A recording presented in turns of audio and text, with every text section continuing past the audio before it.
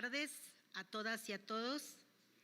A nombre del maestro Alfonso Cepeda Salas, secretario general del Sindicato Nacional de Trabajadores de la Educación y senador de la República, les damos la más cordial de las bienvenidas a esta tercera sesión del diplomado, la evaluación formativa desde los campos formativos en la nueva escuela mexicana, impartido por el Centro de Estudios Educativos y Sindicales de la sección 54 de Sonora. Es un gusto saludar con aprecio y reconocimiento a las secretarias y secretarios generales de las secciones participantes, a quienes les agradecemos nos den las condiciones para llevar a cabo estas acciones de formación. A los representantes del Comité Ejecutivo Seccional del CENTE, es un gusto saludar desde aquí a la doctora Beatriz Cota Ponce, rectora del Centro de Estudios Educativos y Sindicales de la sección 54 de Sonora, así como al doctor Marcos Ramírez Carrizosa, secretario técnico del CEIS, así como a todo el equipo académico de esa institución, a las maestras y los maestros participantes en este diplomado, a los coordinadores generales seccionales, a los equipos académicos de cada sección.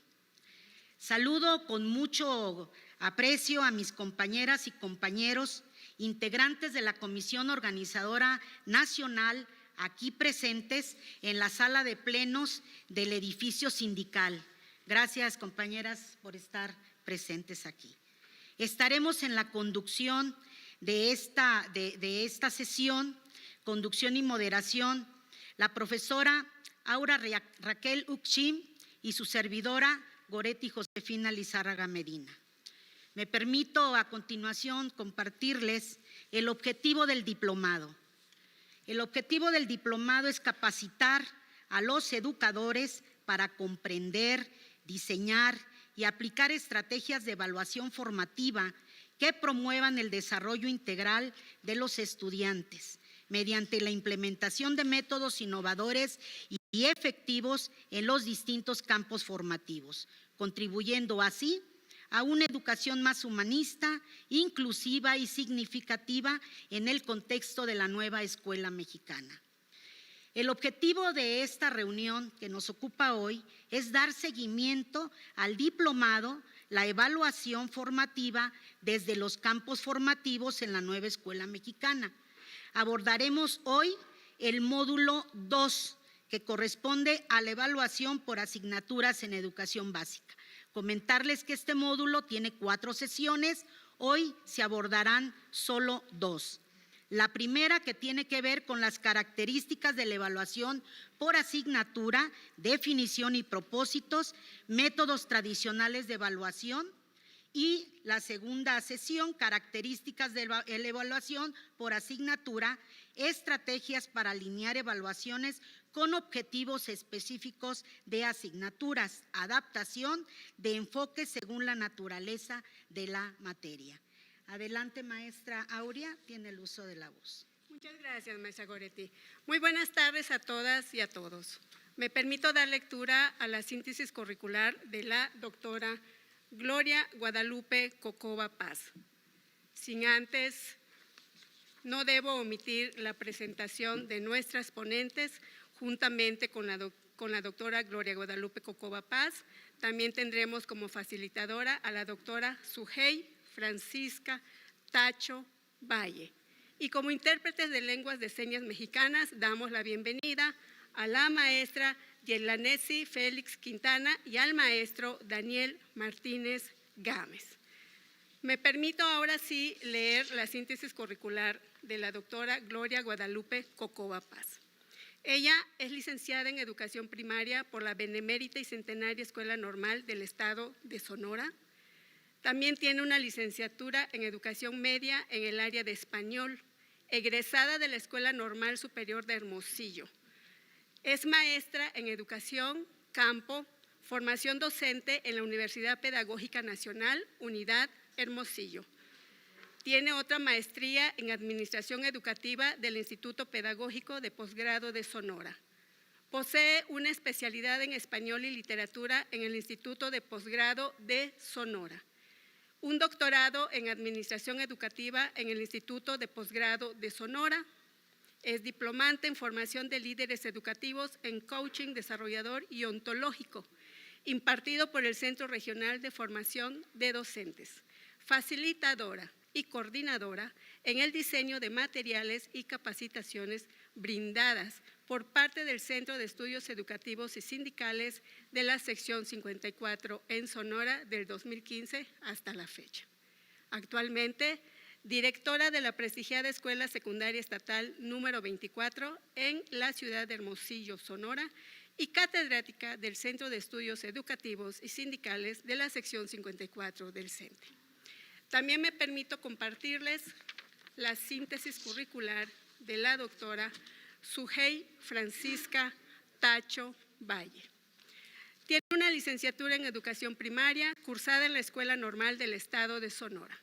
Maestría en Educación con especialidad en Ciencias Sociales por el Centro de Estudios Educativos y Sindicales de la Sección 54 del CENTE. Un doctorado en Docencia por el Instituto del Desierto de Santa Ana y un postdoctorado en Educación por el Instituto del Desierto de Santa Ana. Es expertise como lectora y sinodal de tesis de maestría y doctorado del Centro de Estudios Educativos y Sindicales de la Sección 54 del CENTE.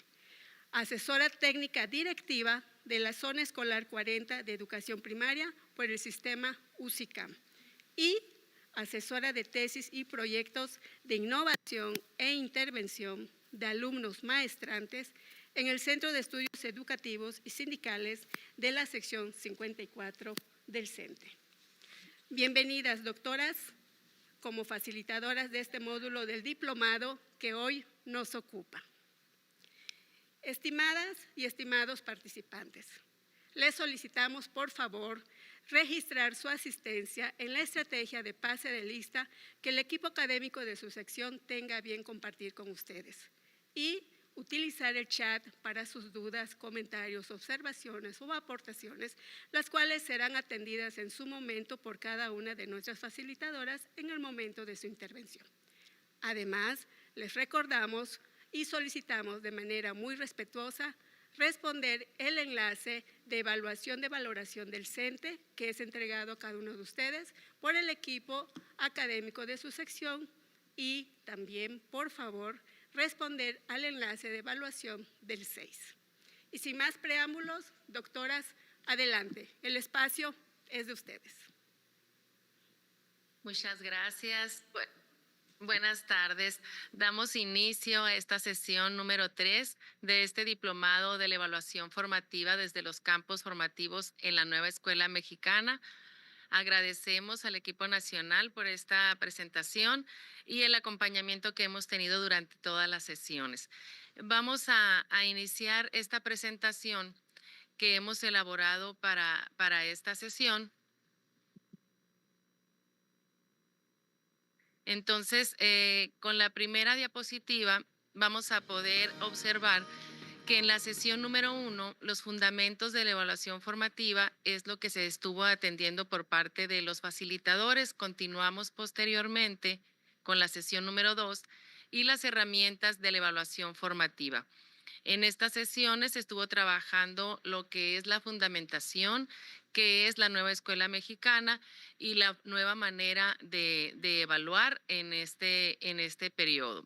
Vamos a dar inicio el día de hoy con las características de la evaluación por asignaturas. Y ahí observamos nosotros, entre paréntesis, que está la palabra disciplinas. Ahorita con el sustento que maneja el Plan de Estudios 2022, daremos inicio a esta sesión, continuando la próxima semana con la retroalimentación específica en las disciplinas anteriormente denominadas asignaturas. Nosotros conocemos desde el ciclo anterior, en el Plan 2022, que estuvimos trabajando durante los trayectos formativos en los consejos técnicos escolares y durante las fases intensivas de capacitación hacia los docentes, que la nueva escuela mexicana es un proyecto educativo que se sustenta en la búsqueda de la equidad, de la excelencia y de la mejora continua en la educación. Nosotros conocemos que en cada uno de los centros escolares en donde nosotros nos desempeñamos, pues hay características muy particulares en la población o en la comunidad escolar. Por ello se busca que ante esta gran diversidad con la que cuenta nuestro país, pues se busque la equidad. Hablando de la equidad de género, hablando de la equidad en las circunstancias en las que nosotros proveemos de conocimientos a nuestros estudiantes o de actividades o de recursos educativos. Y en la búsqueda continua de mejorar en el ámbito en el que nos desempeñemos, en la fase en la que nos desarrollamos, pues está el llegar a la excelencia.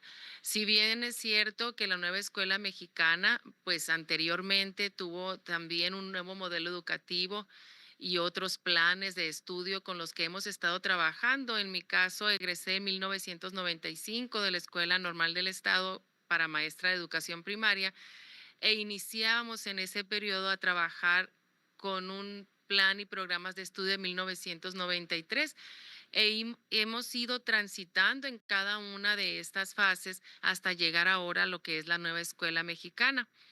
Y la búsqueda continua de estar mejorando en todos los ámbitos, pues con consciente de las necesidades, de lo que se requiere en la sociedad, pues está llegando este plan y programas. Es así que el aprendizaje no es un hecho que reside en la mente de las y los estudiantes, tampoco es un proceso individualizado, sino que es una acción que siempre se va a ejercer pues en las personas que acceden a ese conocimiento. Es decir, nosotros podemos tener mucha teoría y brindarles asesorías a nuestros estudiantes, brindar estrategias, las clases, recursos audiovisuales y todas las técnicas e instrumentos que vayamos a utilizar para llevar a cabo una evaluación y en su momento, pues cada una de estas va a surtir efecto de acuerdo a la relación que exista y a la práctica que exista de ese aprendizaje entre personas al socializarlo y entre contextos específicos. Es decir, docentes de acá de Sonora que estamos laborando con estas actividades, docentes de Tlaxcala, docentes de Baja California, del Estado de México, de todas las ciudades y localidades de las distintas secciones de nuestro país que están aquí anotándolo en el chat y a lo cual les agradecemos.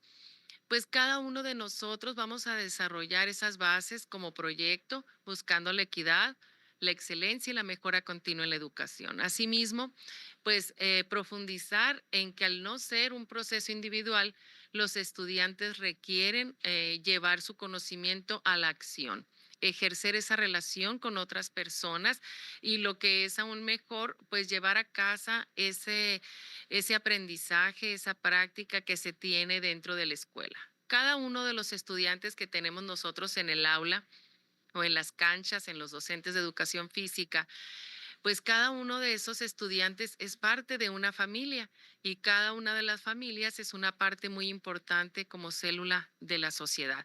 Es decir, al educar a un joven, a un niño, a un infante, pues estamos también proveyendo de esos recursos tan importantes a toda su familia. Es decir, en los contextos que nosotros nos desarrollamos como docentes, podemos atender que la educación, cuando se basa en el constructivismo, implica que los alumnos experimenten, que los alumnos resuelvan problemáticas y además que se consideren los errores como parte de un aprendizaje.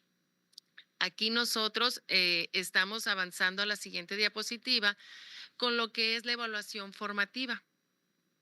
Nos dice el doctor Ángel Díaz Barriga, quien ha brindado diversas charlas, conferencias en algunos consejos técnicos y al inicio de esta gran jornada que se llevó en todo nuestro país con foros, mesas de trabajo, en algunas donde pudimos participar nosotros como representante de nuestro sindicato, pues atendiendo a ponencias, atendiendo también a preguntas muy básicas que hacían la comunidad escolar practicando también con algunas actividades que se pudieran tomar en cuenta para lo que son los libros de texto.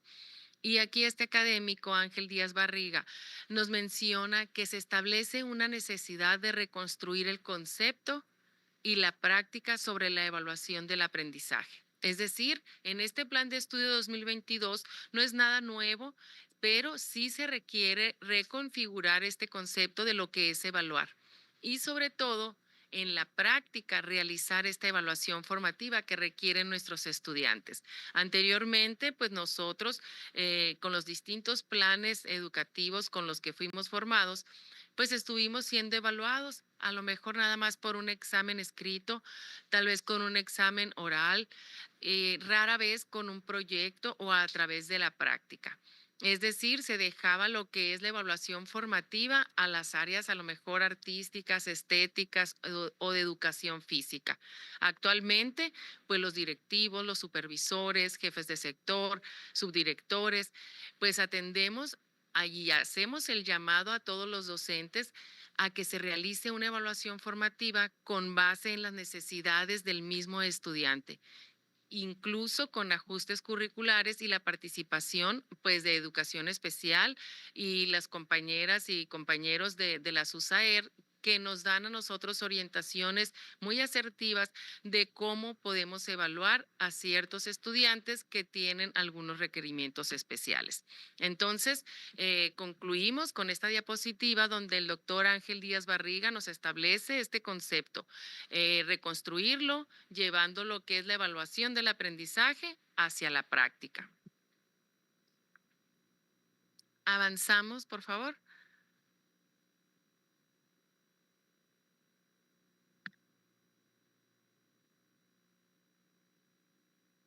La importancia de estos procesos de retroalimentación y de aprender el error, como les mencionaba aquí al inicio, lo manejaba el autor Ausubel desde 1976, donde hablaba que la resolución de problemas al considerarse a lo mejor errores no son contrarios al aprendizaje. ¿Por qué? Porque el hacer un ensayo, error o estímulo, respuesta en este sentido, se sustenta en que va a haber una retroalimentación.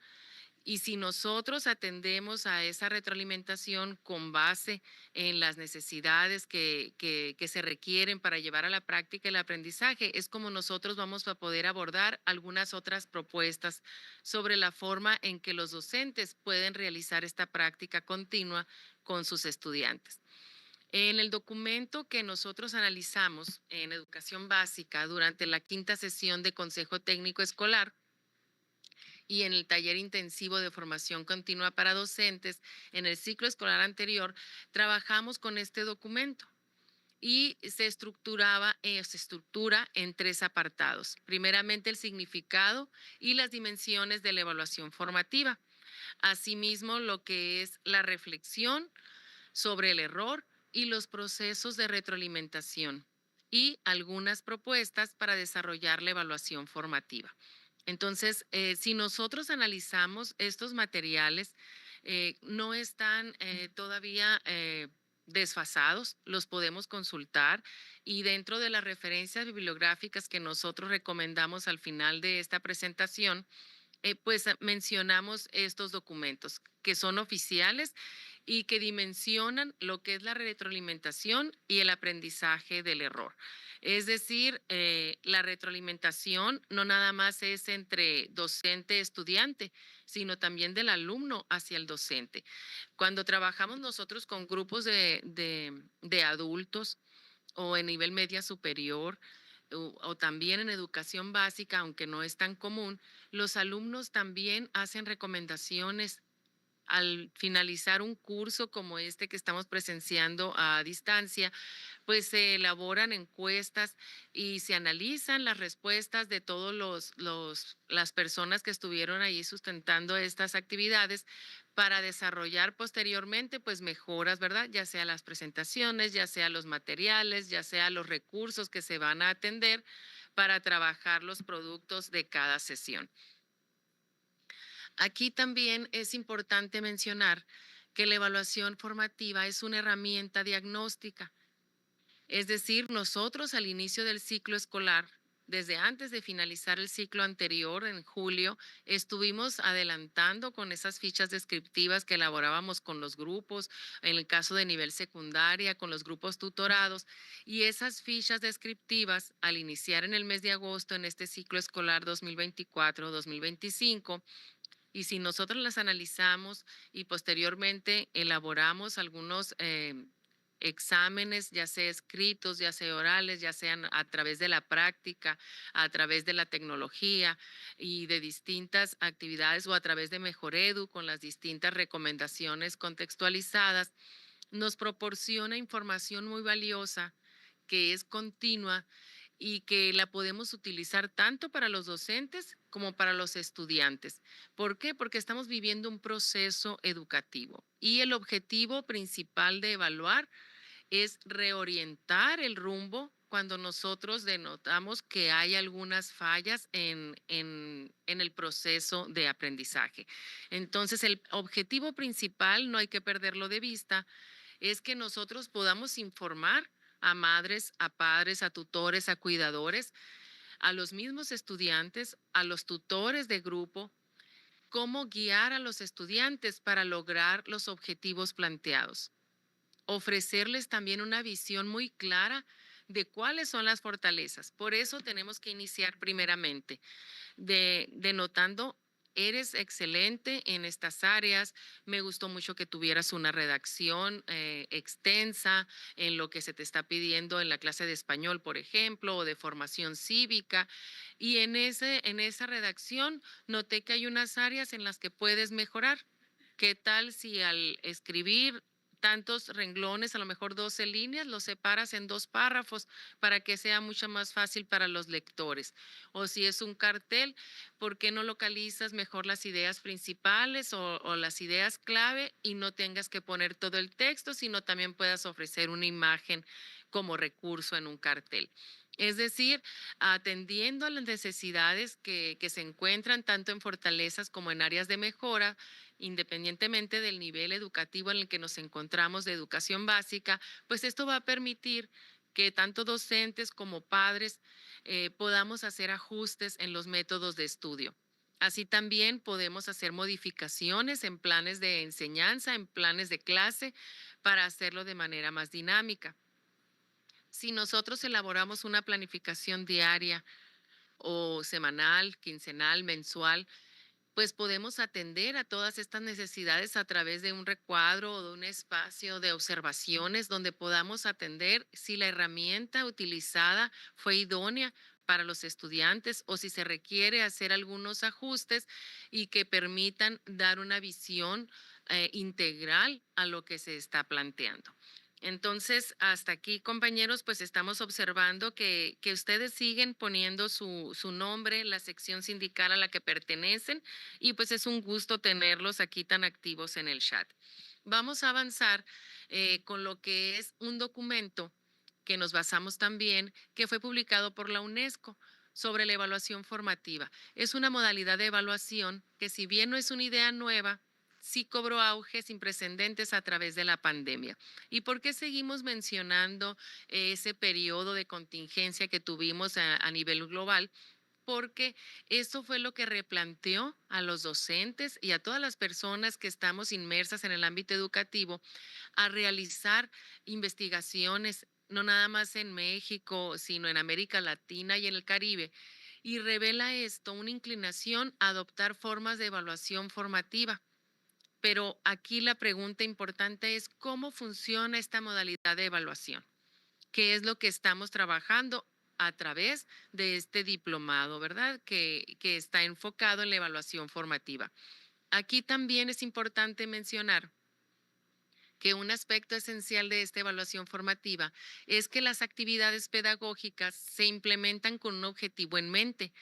Esto lo hace el docente cuando estamos planificando las actividades al inicio de semana o el domingo por la tarde que empiezan a llegar a mi correo electrónico los planes de clase de mis docentes, por ejemplo, donde yo observo que están ellos dedicados a integrar a los estudiantes, a lo mejor que tienen cierto grado de rezago académico, pero que también el docente va a estar muy atento o atenta a las respuestas que brindan sus estudiantes durante las clases, porque de eso depende que pueda realizar las adaptaciones a las actividades de acuerdo a lo observado.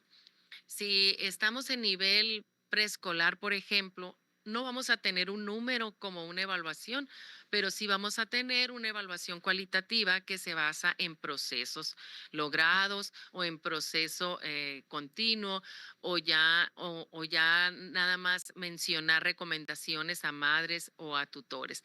En el caso de educación primaria, en el caso de educación secundaria, telesecundaria y lo que es ya la fase 6 de esta nueva escuela mexicana, pues se fragmenta un poco la educación en el sentido de que está el docente de español, está el docente de matemáticas, el de física elemental, el de química, el de biología y de cada una de las disciplinas. Sin embargo, si nosotros como directivos, ya sea subdirectores, directores, supervisores o coordinadores académicos, promovemos esta evaluación formativa y estas actividades a través de las metodologías de proyectos, vamos a lograr que no se desfragmente, sino que al contrario se haga una vinculación con base en los ejes articuladores y que se puedan atender las distintas áreas para llevar a cabo los distintos avances o ajustes a los planes de clase.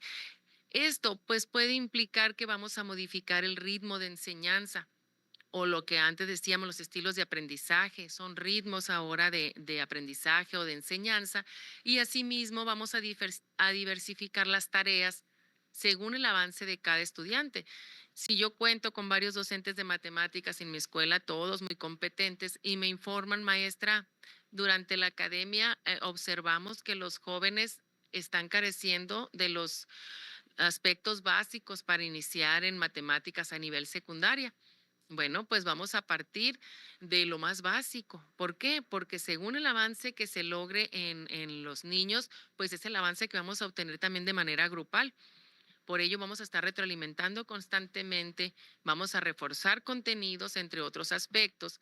Y en esta área menciona también en el documento que les mencionaba de la UNESCO, que la importancia de la evaluación trasciende su utilidad como instrumento del proceso de enseñanza y aprendizaje, pero además de que trasciende porque sin la evaluación no podemos observar nosotros los avances logrados, se convierte también en un elemento relevante para los objetivos de un desarrollo sostenible.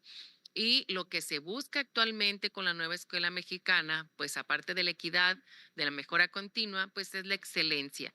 Y también que nosotros podamos contextualizar los contenidos que obtenemos del programa sintético y que a veces observábamos que se lograban en otros países y que podíamos decir, ah, pero es que lo aprendió en Japón o en Finlandia, estamos en México. Pues precisamente porque amamos nuestro país, podemos alinear también los principios de la Agenda 2030 para el desarrollo sostenible y especialmente en todos los temas que tienen que ver con la educación a nivel mundial y para el desarrollo sostenible, es que nosotros podemos hacer uso de la autonomía profesional por la que nosotros estamos laborando en las escuelas. Entonces es tan importante mencionar este aspecto y decir que nosotros podemos hacer todos esos ajustes y que a través de este enfoque educativo que vamos a dejar atrás en cuanto a lo que son las asignaturas para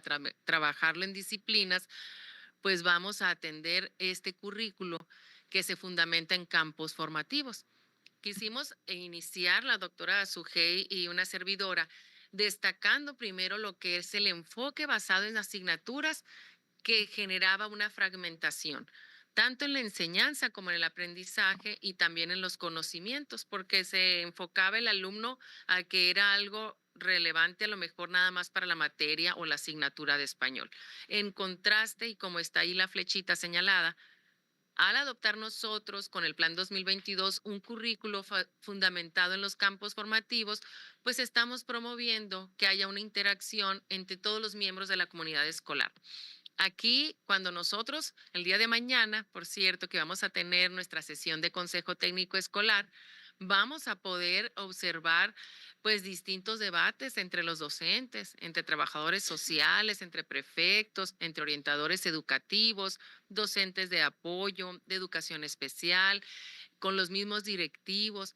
Entonces, en ese acompañamiento que nosotros damos a nuestros docentes, podemos fortalecer esos lazos y ver esa pluralidad, esa perspectiva para hacer un enfoque interdisciplinario. Es decir, tenemos nosotros ya en el mes de noviembre la evaluación para nuestros estudiantes y confiamos en que todos los docentes que nos encontramos trabajando en este diplomado, pues va a diversificar sus estrategias. ¿Por qué? Porque se requiere tener más atención por parte de nosotros, los docentes, en este aspecto que es la evaluación. Y al hacerlo también vamos a tener el proceso de aprendizaje.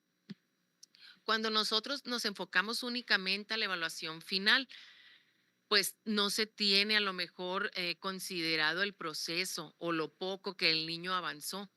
Si nosotros decimos los exámenes y las tareas solamente evalúan, no comunican lo que es importante aprender o no se están enfocando en los aprendizajes esperados de los estudiantes, pues no va a haber una mejora continua como lo busca este modelo de la nueva escuela mexicana.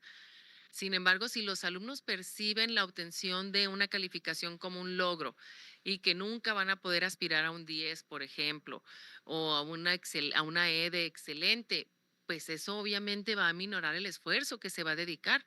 Y si nosotros lo contraponemos a los exámenes a los que estamos nosotros participando, promoción horizontal, promoción vertical, y decimos nosotros, pues nunca voy a llegar al máximo logro. Sin embargo, estamos atendiendo a las distintas áreas y estamos también tratando de que los estudiantes y sus padres o las personas responsables de su educación, pues produzcan mayor entusiasmo al aprender, al estudiar y que aquí no haya distractores, como se mencionaba anteriormente.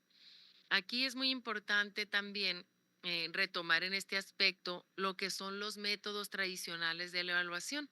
Si ustedes observan en pantalla, en su dispositivo, pues pueden observar que lo que eran los exámenes, por ejemplo, o las pruebas objetivas, las pruebas estandarizadas, como anteriormente, pues se aplicaba por parte de PISA, por parte de Enlace, la evaluación Planea, y que eran igual para los estudiantes de Mérida hasta los estudiantes de Tampico, de Sonora y de todos los estados de la República. Sin embargo, pues estos métodos tradicionales no logran medir el nivel de avance real en las condiciones y contextos que tenemos en nuestro país. Y aquí observamos del libro Sin recetas para la maestra y el maestro en la fase 5, los métodos tradicionales de evaluación, donde habla del juicio evaluativo, en el cual existe la recopilación de información que se recaba de forma objetiva y se interpreta a través de puntuaciones. Está la focalización también centrada en el estudiante en la relación que tiene con su grupo. El informe donde el alumno presenta o la alumna presenta el conocimiento mediante una puntuación, la generalización susceptible después de ser generalizable y un agente que sería el docente o un supervisor o un asistente técnico pedagógico. Entonces aquí es importante que nosotros veamos las referencias con las que contamos a través de la Secretaría de Educación Pública, tanto educativas, autoridades educativas federales como estatales, y que podamos también observar 3 preguntas clave. Las estrategias para favorecer el aprendizaje, y con estas preguntas iniciamos con la primera: ¿hacia dónde vamos o cuáles son los objetivos?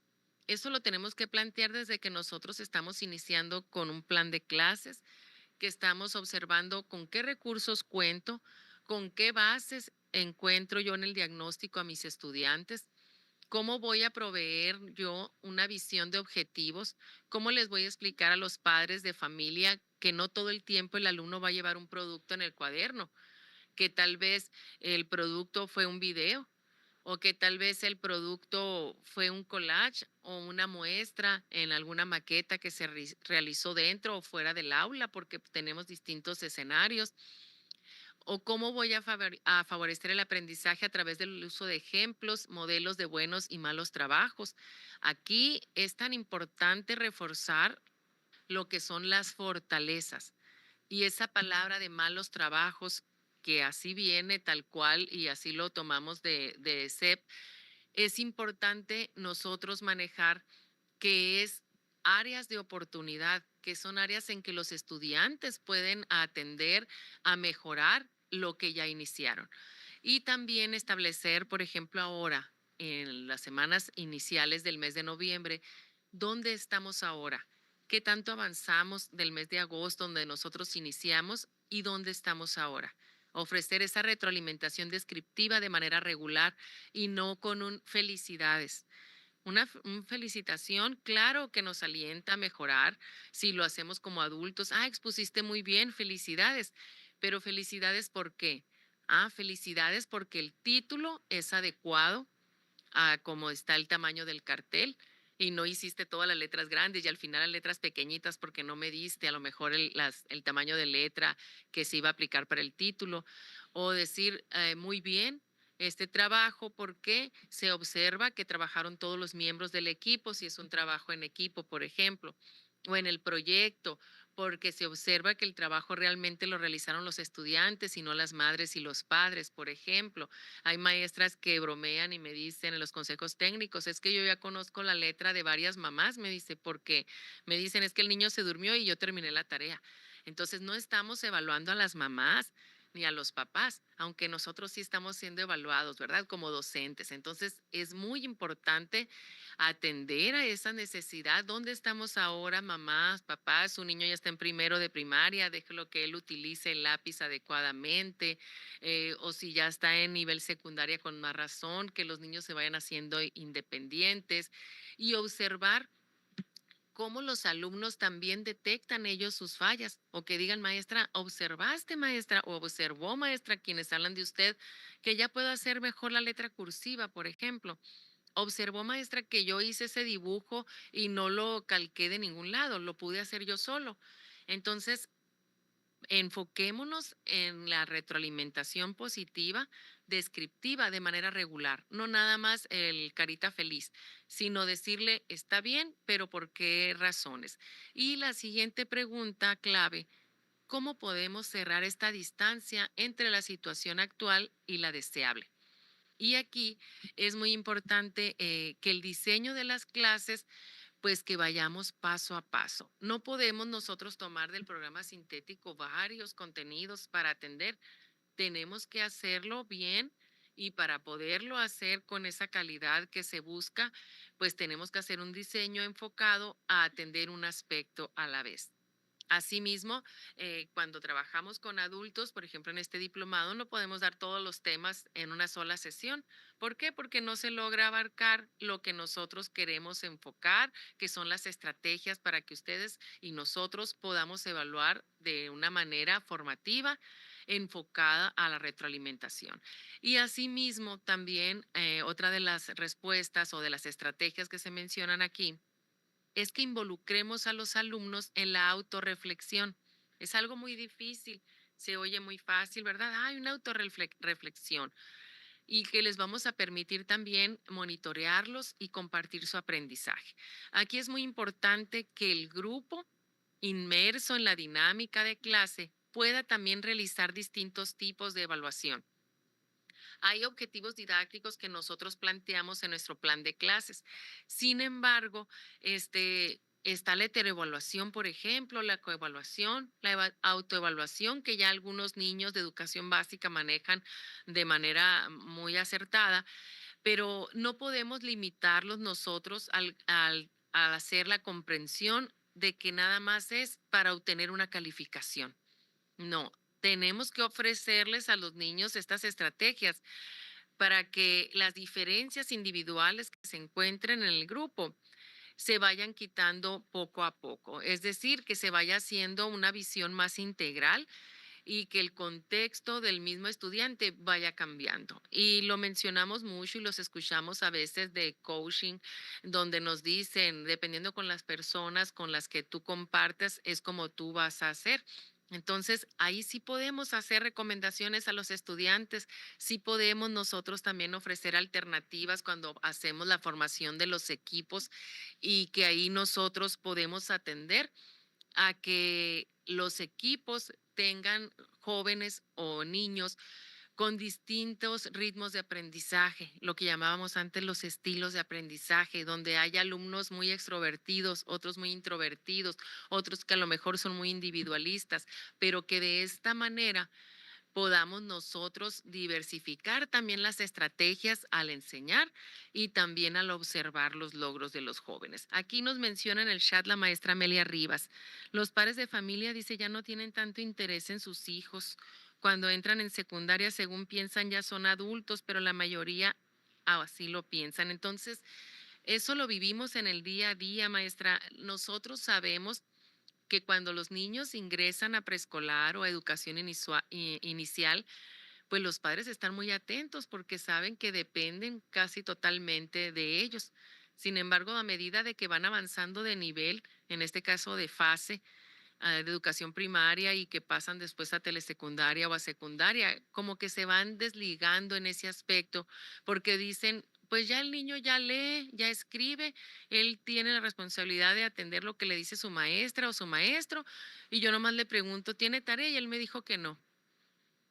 Y yo les pregunto como directivos a las sesiones que me toca atender a veces con trabajo social o con la subdirectora o los prefectos y les digo, ¿y confía usted en su hijo? Pues la felicito o lo felicito porque confíe en ellos, pero también confíe en los hechos. Es decir, pídales constantemente la mochila, revisemos los cuadernos, revisemos las actividades. Ahora está muy utilizado los grupos de WhatsApp que tienen las maestras y los maestros y que les dan seguimiento, un mensaje, si hubo tarea o si ya todos concluyeron con la tarea. Entonces, en este aspecto, los padres de familia deben todavía continuar atentos a las indicaciones de las y los docentes.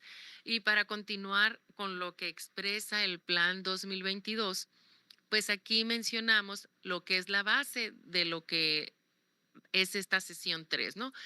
Que es las características de la evaluación por asignaturas.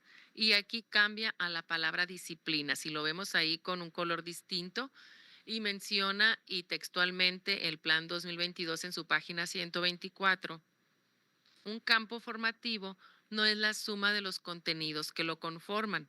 Es decir, no son ni todos los contenidos de artes, ni todos los de inglés, ni todos los de español en el caso del campo formativo del lenguaje. ¿Por qué?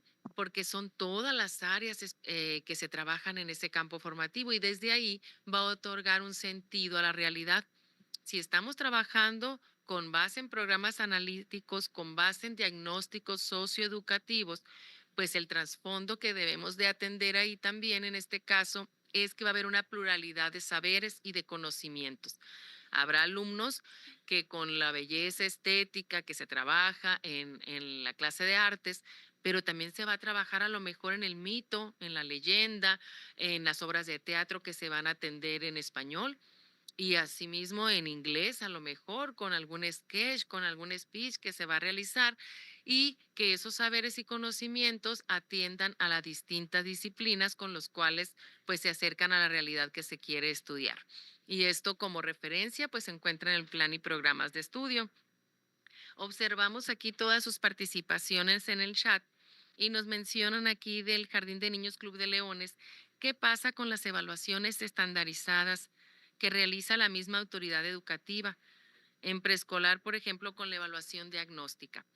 Cuando nosotros atendimos al inicio del ciclo escolar la evaluación de Mejor Edu, con base en participaciones, como lo está haciendo aquí la maestra que nos menciona de este jardín de niños, con base en estas participaciones, tomamos decisiones. Y esas decisiones son informadas en lo que menciona esta docente, por ejemplo, en que no podemos basar un diagnóstico socioeducativo en una evaluación estandarizada.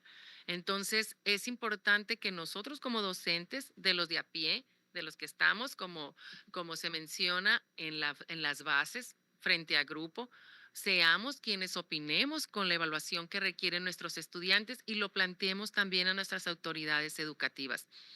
Vaya desde el subdirector, director, supervisor y como portavoces de esa necesidad que se requiere de contextualizar. Yo estoy encantada con este plan de estudios donde los docentes con los que me toca colaborar pues atendemos esas necesidades del contexto. Trabajo en una escuela de 2 turnos. Cada turno tiene sus necesidades muy específicas, porque en el turno matutino es mucha la matrícula, en el turno vespertino es menor, sin embargo hay necesidades muy específicas desde el traslado de los estudiantes, desde el cuidado que tienen en el ámbito familiar o lo que existe a lo mejor como familias extendidas, donde es el abuelo o la tía u otro miembro de la familia quien se hace cargo de estos estudiantes. Entonces, muy interesante lo que nos mencionan aquí, maestras. Y también desde preescolar menciona la maestra Marcela Bolaños, dice, no les dan importancia, dice, se les hace muy fácil a lo mejor con no cumplir con algunas actividades. Ahí la motivación constante que debe de existir, ¿verdad? Entre los mismos padres de familia, entre los mismos niños que requieren a veces mayor atención de la que se les brinda en casa. Pues hagamos nosotros un espacio agradable en nuestras escuelas, en nuestros ambientes de aprendizaje y tratemos de atender esta pluralidad. Les agradezco mucho las participaciones. Va a continuar la doctora Sujei con lo que respecta a fundamentos de lo que es la evaluación formativa. Les agradezco y estaremos aquí atentos.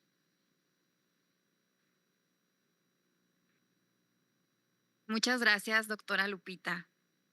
Muy bien. Continuamos con la fundamentación legal de la evaluación. Evaluar no es una idea que nace sin sentido. Escuchemos bien esa frase. No es una idea que nace sin sentido y nos vamos a basar en lo que manifiesta el artículo 3 constitucional, donde nos menciona que todo individuo tiene derecho a recibir una educación y esa educación debe de ser universal, basada en el aprendizaje integral y en un enfoque formativo. A raíz de esta premisa es que surgen diversas leyes que como docentes tenemos que conocer y aplicar, como lo es la Ley General de Educación, que se encuentra publicada en el Diario Oficial de la Federación. Si nosotros lo leemos, nos daremos cuenta que en el artículo 29 nos habla acerca de los planes y programas de estudio, de lo importante que es que dentro de nuestro país se desarrollen estos planes y nos explica cuáles son esos elementos que debemos de considerar dentro de ellos. Y en la fracción 4 nos dice, vamos a tomar en cuenta los criterios y procedimientos de la evaluación y acreditación para poder verificar que realmente nuestros estudiantes están adquiriendo esos propósitos generales que queremos que desarrollen para alcanzar su perfil de egreso deseable. Entonces, me parece relevante que ustedes tengan esta noción que ya conocen, pero que recordemos que no estamos evaluando solo porque sea una tarea más del docente, sino porque tiene un fundamento legal, que si lo hacemos de una manera formativa, pues podremos obtener resultados óptimos en nuestros estudiantes en el aspecto académico y, por supuesto, en todo su desarrollo integral. A su vez, tenemos el acuerdo 100923, por el que podemos establecer las normas generales para la evaluación del aprendizaje, la acreditación, promoción, regularización y certificación de las alumnas y los alumnos en diversos niveles, preescolar, primaria y secundaria. También tiene su fundamento en la Ley General de Educación, en el artículo 21 y 22, donde nos habla de que la evaluación de los aprendizajes será integral. ¿Qué significa esto? Que ya no vamos a evaluar solamente conocimientos como lo hacíamos antiguamente, sino que tenemos que considerar también las habilidades de nuestros estudiantes, sus destrezas, cuáles son sus necesidades, sus emociones, esas particularidades de cada uno de sus contextos. Y entonces estaremos hablando de un aprendizaje verdaderamente integral, Por ello, nosotros como docentes tenemos que tener pues bien esa convicción bien clara de cuál es nuestra tarea al momento de poder evaluar a nuestros alumnos, y también tenemos la responsabilidad de estar informando periódicamente a los padres de familia a través pues de esa boleta o de ese informe trimestral en donde le retroalimentamos a los padres para que ellos se enteren de cómo va ese proceso de aprender de sus hijos. Tenemos el área de las observaciones en la boleta y debemos aprovecharla. A veces no nos alcanzan los caracteres, ¿verdad?, de todo lo que quisiéramos escribir. Sin embargo, podemos hacer uso de una hoja extra, no hay problema. Pero lo más importante aquí es que esas explicaciones que damos dentro de esa boleta sean observaciones concretas, reales e individuales. No podemos copiar y pegar la misma observación en las boletas porque no estaríamos dándole sentido al área formativa de la evaluación. Por lo tanto, recomendamos que realmente sean sencillas, pero que el padre de familia pues pueda brindar un apoyo a sus hijos también a través de esa retroalimentación. Vamos a pasar a la siguiente diapositiva. Gracias. En estas normas que se emiten a través de este acuerdo, como ya se mencionó, está dirigido a educación preescolar, primaria y secundaria. Y aquí se espera que tengamos la participación activa de todos los involucrados. ¿Quiénes son? Pues son las autoridades educativas, es decir, la Secretaría de Educación Pública y también la Secretaría de Educación de cada una de las entidades de nuestra República Mexicana. Las autoridades escolares, directores, supervisores, jefes de sector, jefes de área, el personal docente, que son una pieza fundamental y prioritaria en este proceso de evaluar, los responsables de registro, las madres, los padres, los tutores y los alumnos y las alumnas. Fíjense bien, no podemos dejar de fuera a las niñas, los niños y los adolescentes en este proceso, porque ellos son nuestra pieza fundamental. Por lo tanto, ellos tienen que conocer qué es lo que me van a evaluar, qué estoy aprendiendo, para qué me va a servir, de qué manera, a través de qué ejercicios lo estoy logrando, identificando sus retos, sus áreas de oportunidad, pero también sus fortalezas. Y todo ello nos lleva a reflexionar sobre algunos puntos que no debemos olvidar, pues como docentes al momento de llevar a cabo esta evaluación formativa. La participación que les comentaba hace un momento, pues es básica, es primordial. Recordemos que el enfoque hoy en día de la nueva escuela mexicana se refiere a la comunidad al centro. Entonces, tenemos que tomar en cuenta esa participación de todos los que formamos parte de una comunidad. Y la observación sistemática. ¿Qué punto tan importante? Una observación sistemática no significa que yo voy a llegar al salón de clase un día y toda la jornada de trabajo voy a observar. No, significa que previamente pues yo voy a revisar en mi plan de clase qué aspectos voy a ver en esa sesión y qué me gustaría observar. ¿Qué me gustaría ver de la clase? Si quiero ver que trabajan en equipo, si saben hacer los ejercicios de manera individual, qué se les dificulta, qué se les hace fácil, qué tipo de material les gustó. Entonces, tengo que tener una idea previa de qué es lo que quiero observar. Personalizada. Recordemos que estamos bajo un enfoque inclusivo, en donde tenemos que trabajar por nuestras niñas, niños y adolescentes de manera personal. ¿Por qué? Porque todos somos diferentes. Aunque todos tenemos el mismo derecho de recibir educación, no todos gozamos de las mismas oportunidades en nuestras familias. Y tenemos que atender a esos alumnos y alumnas pues de la mejor forma posible, apoyándolos y brindándoles eso que quizá en su casa no reciben y que dentro de la escuela puedan vivir en un entorno amigable, donde les guste sentirse atendidos y cómodos con todos los que están dentro del entorno escolar.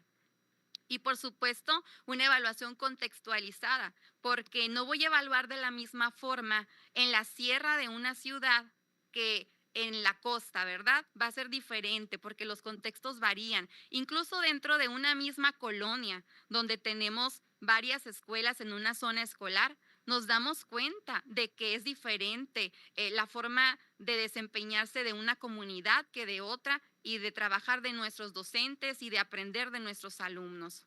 Todo ello, si realmente tenemos estas ideas bien enfocadas en la evaluación formativa, nos daremos cuenta que estamos atendiendo a ese currículo integral del que les hablaba la doctora Lupita, en donde estamos integrando no solamente los saberes, sino también los conocimientos de nuestros estudiantes. Le daré lectura a este fragmento del acuerdo que dice: la evaluación retroalimenta el proceso educativo al desencadenar procesos de autorreflexión, identificar los logros y los obstáculos que se han presentado, así como los elementos por trabajar, lo que permite fortalecer la planeación de la tarea educativa. ¿Qué significa? Que tenemos la oportunidad de estar retroalimentando a nuestros estudiantes, por supuesto, siempre de una manera positiva, en donde el error nos funcione como estrategia didáctica. Pero también me resulta muy interesante la palabra autorreflexión, porque no solamente va a autorreflexionar el alumno, sino también nosotros como maestros. Nosotros tendremos, con los resultados académicos de nuestros estudiantes, tendremos la oportunidad de valorar y reflexionar sobre nuestras propias prácticas. ¿Qué estoy haciendo bien? ¿Qué necesito cambiar? ¿Qué hay que fortalecer? ¿Qué medios o materiales necesito gestionar con mi director o con la Secretaría de Educación para que nos apoye? Entonces, es una reflexión muy interesante que podemos llevar a cabo no solamente con los estudiantes, sino también nosotros mismos. ¿Qué se requiere para cumplir con una evaluación realmente formativa? Estábamos hablando hace un momento del papel que juegan todos los integrantes del proceso de evaluar. Aquí rescataremos nuevamente a los docentes, a las autoridades educativas y a la comunidad. A los docentes, pues, por supuesto que tienen el trabajo, yo creo que más grande y digno de reconocerse y agradecerse por todo su esfuerzo del proceso de enseñanza, el cual debe de ser un proceso organizado, donde valoremos a los estudiantes según sus habilidades, según sus necesidades e intereses, y que hagamos ajustes con aquellos estudiantes que requieren de nuestro apoyo. En el caso de las autoridades educativas y escolares, pues tienen una gran responsabilidad de capacitarnos, de brindarnos recursos bibliográficos y estrategias que nos puedan servir a nosotros como base para poder mejorar nuestras prácticas.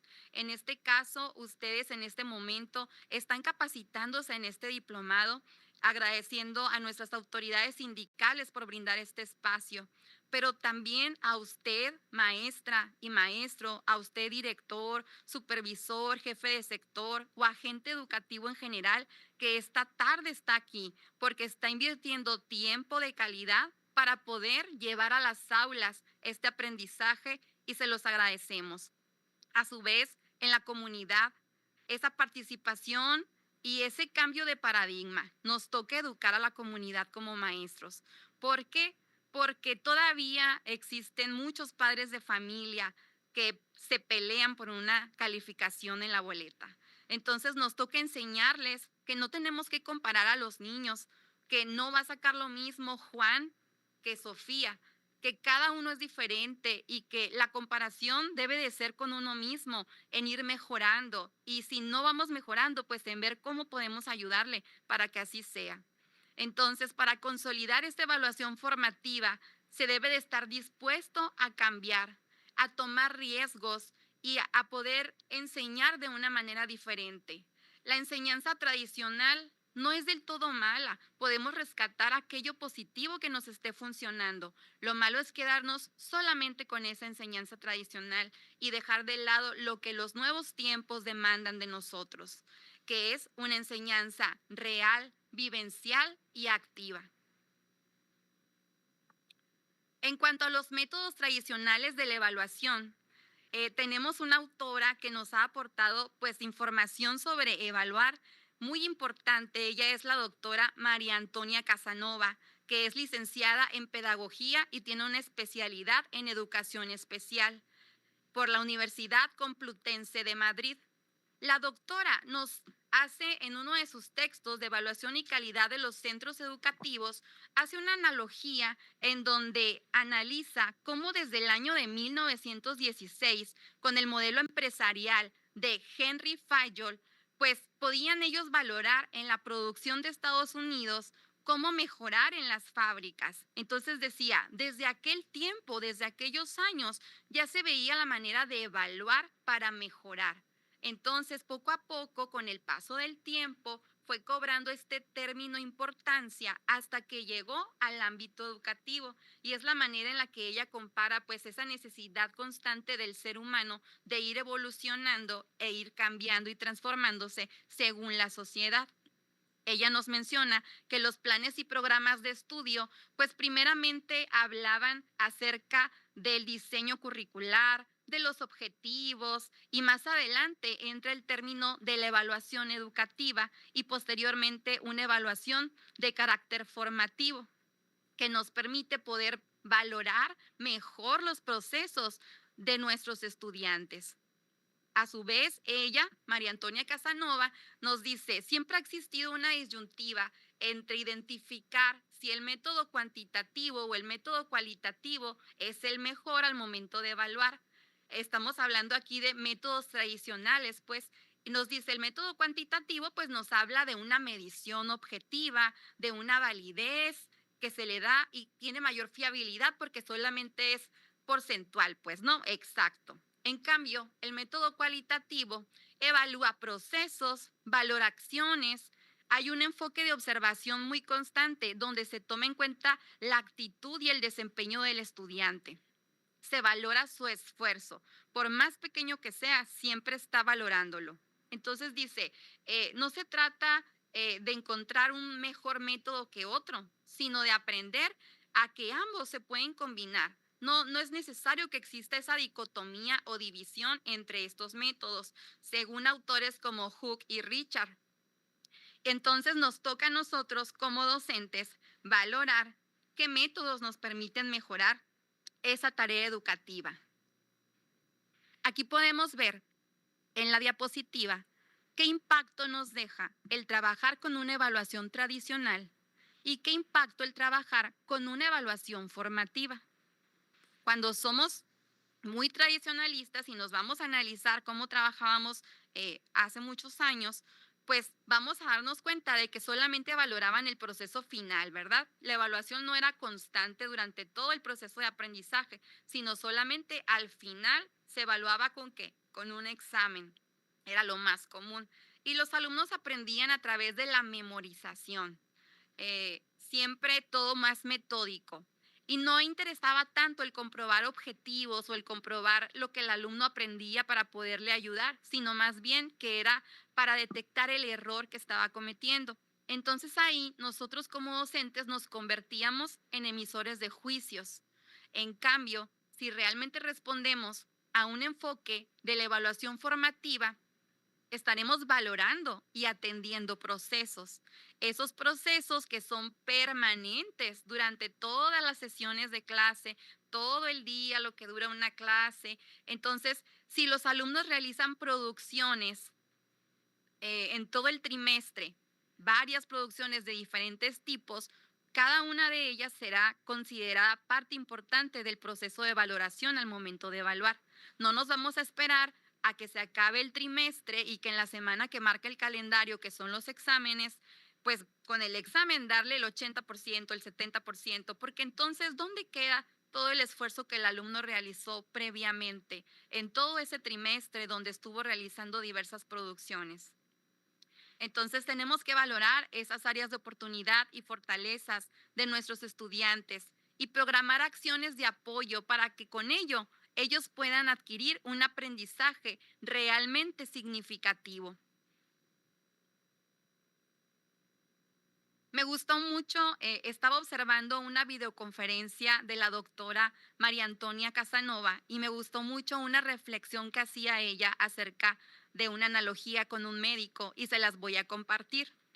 Decía la doctora, si yo como madre de familia llevo a mi hijo al médico a que lo valore y el médico me dice, su hijo sacó 6, pues yo me voy a asustar y voy a decir, pues ya casi se va a morir mi hijo porque casi tiene 5.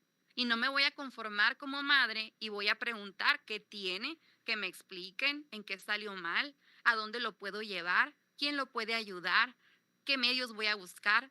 Entonces, si trasladamos eso al salón de clases, al contexto de la escuela, muchas veces como padres de familia recibimos una calificación y simplemente lo aceptamos y nos vamos, ¿verdad?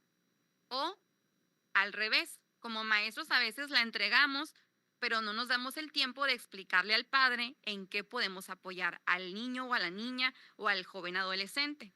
Aquí la intención de esta reflexión es que nos demos cuenta de lo importante que son las observaciones y el enlace que tenemos con el padre de familia para poder apoyar a nuestros estudiantes.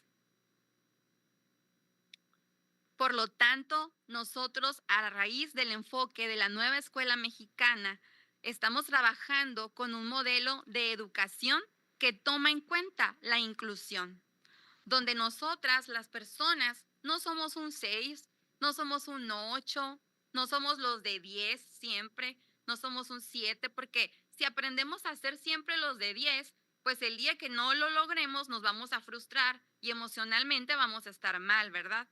Y si aprendemos a ser siempre los que vamos abajo, los de 5, los de 6, pues por supuesto que también el autoestima va a estar dañado y difícilmente vamos a poder enfrentar nuevos retos. Aquí se trata de quitar esas etiquetas y empezar realmente a tomar en cuenta ese enfoque inclusivo, porque muchas veces no les quitamos el derecho a la educación, pero no les damos el derecho de aprender de una forma significativa y real.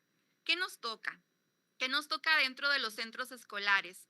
Nos toca realmente utilizar estrategias de apoyo. Por ejemplo, el diseño universal para el aprendizaje, quien recientemente ha tenido su última actualización. Una escuela que atienda a todos en función de sus características, una educación accesible y real para todos, donde se valoren las comunidades de las que viene cada uno de los estudiantes y sus propias necesidades. Es así como nos vamos a situar de una manera real dentro de nuestros centros de trabajo.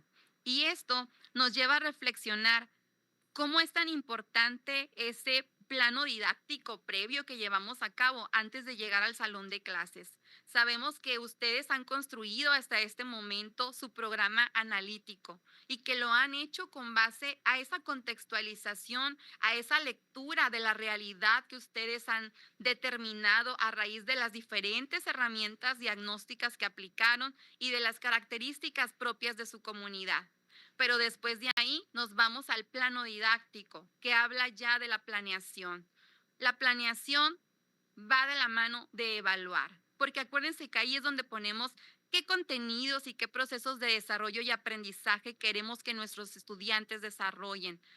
Pero para poder valorar su avance, tenemos que evaluarlos. Entonces es un proceso conjunto que debemos de organizar con antelación de una manera muy organizada.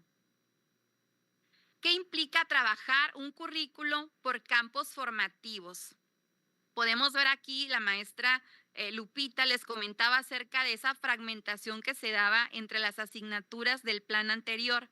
Es como si lo asociáramos con una carretera en donde por este extremo va el español directo, por el centro van las matemáticas y por este otro van las ciencias naturales. Entonces cada quien lleva su camino, lleva su línea y estamos fragmentados. En cambio, con esta propuesta del Plan y Programa 2022 de la nueva Escuela Mexicana, al integrarse en campos formativos a través de disciplinas, tenemos una interacción en donde podemos generar, discutir y renacer aprendizajes. ¿Para qué? para que esos contenidos se conviertan en redes de apoyo que nos permitan atender a un horizonte plural y no singular de las comunidades con las que trabajamos.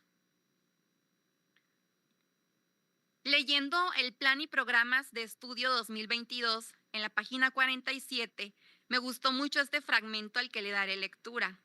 Y dice: una de las críticas históricas que se han hecho al proceso de formación de la educación es el encapsulamiento del aprendizaje, que delimita el conocimiento en un contenido descriptivo, clasificatorio, que no puede llevarse a la vida concreta de niñas, niños y adolescentes de una forma significativa.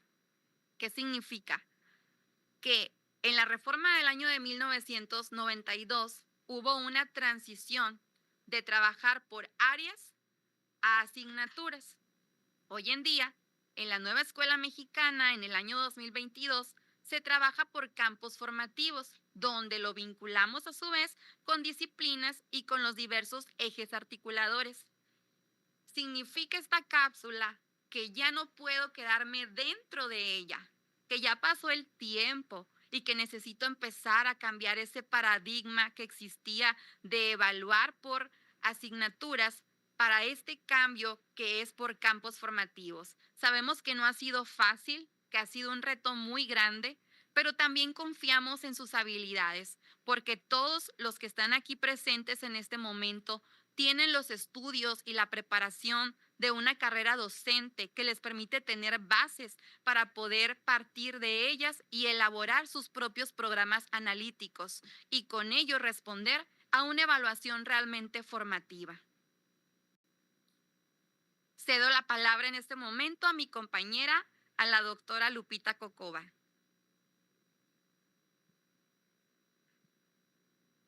Excelente, muy bien, muchas gracias, doctora. Vamos a continuar con la misma temática respecto a lo que es la evaluación formativa. Mencionaban ahí ustedes en el chat qué ejemplos. Ahorita vamos a mostrar algunos ejemplos que seguramente ustedes a lo mejor ya los han utilizado y otros pues pueden ser una gran oportunidad para establecer nuevos retos con sus estudiantes. La finalidad de proporcionar información respecto al proceso de enseñanza y aprendizaje, pues es que ustedes se motiven. Observo ahí qué alegría, decían en el chat, qué alegría saber que hay gente comprometida. Y así a nosotros también nos brinda esta gran oportunidad, estos espacios de comunidades de aprendizaje para permitir hacer ajustes, para poder regular las actividades que vamos a trabajar con los estudiantes. Yo tengo 28 años, 29 años casi desde que egresé de una escuela formadora de docentes y sigo aprendiendo día con día. Estando frente a grupo es importante reconocer tanto los aciertos para elevar esa autoestima que mencionaba la doctora, como también reconocer los errores y cómo puedo aprender a través de esto. Es decir, si yo tuve a lo mejor un estudiante que tenía a lo mejor un síndrome y que en esa época, le estoy hablando de los 90, en el 2000, no reconocíamos a lo mejor distintos síndromes, ahora pudiera yo saber todo lo que me faltó brindarle de herramientas y que hubiera podido lograr a lo mejor un mejor resultado al final del ciclo escolar. Ahora tenemos grandes oportunidades, tenemos acceso a más información y de la misma manera los padres de familia y los docentes, quienes están realmente interesados en brindar una educación de calidad, pues tenemos que echar mano de esos recursos. Aquí la retroalimentación es una función que va a regular tanto el trabajo del docente hacia el alumno como del alumno hacia el docente. Entonces, es muy importante mencionar que no nada más es en la evaluación final, sino también ir acompañando este tipo de reflexión durante todo el proceso. Es tan importante decirles a los estudiantes cuando aplicamos una evaluación diagnóstica. A mí me tocó de estudiante escuchar a mis maestros decir, es un diagnóstico, no cuenta para la calificación, pues no le daba importancia entonces. Pero si nosotros replanteamos ese aspecto de evaluación, y podemos decirles a los jóvenes, es tan importante la evaluación diagnóstica porque a partir de los resultados que yo obtenga en este proceso, es como yo voy a plantear mis actividades, es como yo voy a poder planificar qué es lo que vamos a realizar, en qué tiempo lo vamos a desarrollar. Si yo tengo un nuevo contenido que voy a trabajar de mi programa y observo que los jóvenes ya cuentan con bases sólidas de este contenido, pues a lo mejor voy a trabajarlo de una manera muy eficiente en poco tiempo. Sin embargo, si observo que hay otros contenidos de los cuales no hay dominio alguno, pues voy a aplicar mayores sesiones de clase para este trabajo. Entonces, aquí continuando con esta presentación, las ideas que tenemos para retroalimentar la función del alumno y el docente. Mencionarles qué fue lo que más te gustó de la clase o del día o la semana. Y aquí a lo mejor dicen ustedes, bueno, pues a lo mejor en nivel superior lo podemos decir y el alumno va a decir, todo estuvo bien, no pasa nada. Pero lo podemos aplicar desde preescolar, lo podemos aplicar desde primaria. Yo cuando trabajé en primaria 7 años seguidos con primer grado tenía un cuaderno rotativo, un cuaderno de forma italiana donde yo lo entregaba al niño y él a través de dibujos de sus pocas letras que a veces algunos sí escribían, algunos lo hacían a través de inferencias con imágenes y yo les decía, vas a poner algo de lo que se trabajó este día de clase, lo que más te gustó o algo que a ti te gustaría también haberlo aprendido. A veces dibujaban un oso porque habíamos estado trabajando con la letra O y habíamos estado trabajando a lo mejor con algunas manualidades. A veces ponían nada más un árbol donde estuvimos trabajando con los miembros de la familia y yo dije, ¿te gustó trabajar con los miembros de la familia? Sí, me gustó reconocer a los abuelos, a lo mejor que no los conocí en vida, pero mi papá, mi mamá me platicó de que tuve mis abuelos, etcétera. Entonces, no importa el nivel educativo en el que estemos trabajando, es importante tener ideas para la retroalimentación. ¿Qué aprendiste? Mencionar 2 conceptos nuevos que no conocías. Y si ya estamos en un nivel más avanzado, como lo es secundaria, por ejemplo, ya se pueden aplicar cuadros de columnas. En una columna anotar lo que ya sabía, en la siguiente columna algo nuevo que aprendí y una tercera columna donde pudiera decir qué más me gustaría aprender de este tema.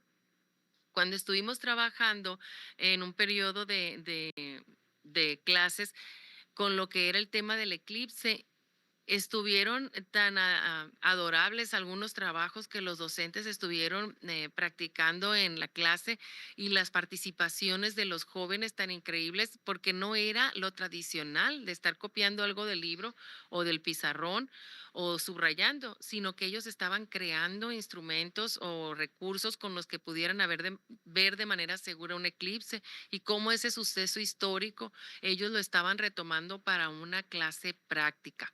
Entonces, ellos también, cuando hablamos de ejemplos, realmente nos sorprenden. Entonces, confiemos en el proceso, confiemos que el alumno también puede tener excelentes ideas que retroalimenten nuestra labor. Hay veces que caminando en el pasillo me topo yo con estudiantes y que me dicen, maestra o directora, qué bien que hicieron un desfile de banderas en la formación. Porque fíjese que cuando a mí me gusta ver los partidos de fútbol, yo veo que es esa bandera y ya supe de qué país era. Pues excelente. Entonces, a lo mejor y nosotros lo hacemos porque ya está en lo tradicional, porque ya está en mi plan de trabajo, que tengo las banderas ahí guardadas y que las voy a sacar cada 24 de octubre para hacer este trabajo. Pues sí queda realmente un conocimiento con los estudiantes y esa me parece a mí una retroalimentación muy adecuada. En este plan de trabajo 2022, nosotros conocemos que las 4 metodologías que a su vez se relacionan con los campos formativos de la nueva escuela mexicana, y esta diapositiva no es de creación propia, sino la tomé de un recurso que nos proporcionan nuestras autoridades sindicales y donde se nos presentan las metodologías, las 4, y las menciono a continuación. El aprendizaje basado en problemas, que pudiéramos trabajarlo en el área de lenguajes y se centra en el estudiante y su aprendizaje. favorece también la posibilidad de hacer una relación con las distintas materias. Nosotros sabemos que alguien que lee bien, escribe bien, va a hablar bien también. Y no necesariamente es porque vaya a ser maestra o maestro o diplomático o político. Para ser un buen médico o médica o presidenta es necesario hablar, escuchar, leer y escribir adecuadamente. Con estas 4 habilidades básicas del español estamos nosotros atendiendo al campo formativo de lenguajes. ¿Y cómo lo podemos hacer? Pues de forma oral, de forma escrita, aunque sabemos que de manera oral es un lenguaje más fugaz y que es más formal el escrito, pues a veces lo podemos hacer también de distintas manifestaciones, como lo es a través del arte, a través de un canto, a través de un dibujo, de una maqueta, de un modelado, de arcilla, etcétera. Y a través del inglés también, y también a través de la lengua de señas mexicana, que por eso también contamos nosotros aquí con el gran apoyo de los docentes que se encuentran haciendo la traducción en lengua de señas mexicana. Entonces es tan importante observar que este campo formativo del lenguaje no se limita a una sola disciplina, sino que abarca los distintos campos formativos también, y también es importante manejar que nosotros como docentes tenemos que articular estos campos formativos. En la metodología STEAM, el campo formativo de saberes y pensamiento científico, pues van a impulsar todo lo que es la formación de carácter técnico, artístico de las etapas educativas, con un enfoque que integra y que a su vez es transversal. Va favoreciendo el pensamiento crítico y adoptando un método científico, de manera tal que el alumno va a atender a distintas áreas del conocimiento. Más adelante vamos a poner unos ejemplos de esta metodología. Tenemos también la metodología del aprendizaje basado en proyectos, donde nosotros podemos atender al campo formativo de ética, naturaleza y sociedades. Se basa en la curiosidad, se basa en la investigación de los estudiantes y se enfoca también en un desafío muy importante del uso de los valores, al igual que permite que en la vida real se vaya retroalimentando. Es decir, los valores que nosotros leemos cada lunes cívico, cómo llevarlos a la práctica, cómo interrelacionarlo con lo que sucede dentro y fuera de la comunidad escolar. Y en la 4ª metodología tenemos el aprendizaje de servicio, que se trabaja de lo humano y lo comunitario, combinando el proceso de un servicio a la comunidad, donde nosotros podemos llevar a cabo campañas, donde podemos ver que el protagonismo va a ser el de los estudiantes, y ahorita vemos que la comunidad es lo que realmente refuerza lo que vamos a trabajar en el acompañamiento con los docentes, y que los proyectos son para atender también necesidades tanto de la comunidad escolar como la extraescolar.